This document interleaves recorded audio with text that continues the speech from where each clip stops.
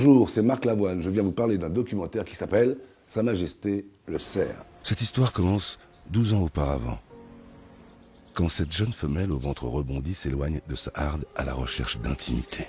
C'est un film d'abord qui parle de notre terre. Ensuite, on prend les personnages dans ce monde, dans la forêt, et on les suit, on les regarde de leur naissance à leur épanouissement.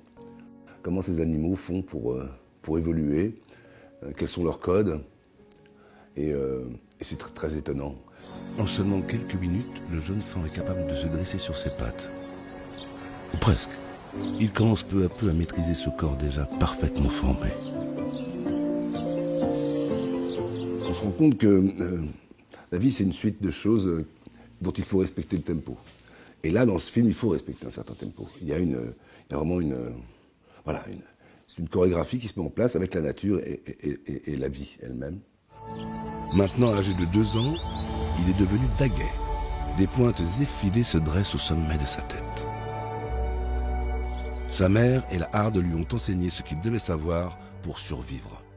J'ai pris ce documentaire très au sérieux parce que mon frère, quand nous étions enfants, lui était plus âgé que moi, partait des jours entiers pour observer cette chose-là, le brame du cerf. Ce que je n'ai jamais fait, moi. Et je le regrette puisque j'ai beaucoup pensé à lui d'ailleurs quand je faisais les voix. Je me resituais à sa place et j'étais peut-être trop jeune pour le faire. Lui partait avec ses amis. Et je regrette, j'aurais bien aimé le suivre parce que je n'aurais pas oublié ça.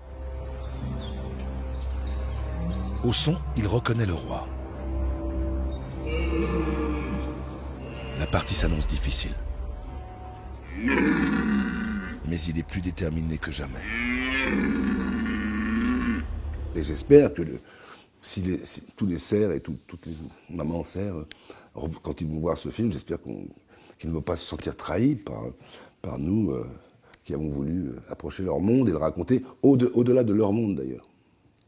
Ils sont dans un monde. Et là, on se rend compte que c'est à nous de faire attention à la réflexion que nous avons et aux décisions que nous prenons vis-à-vis de la nature et des animaux.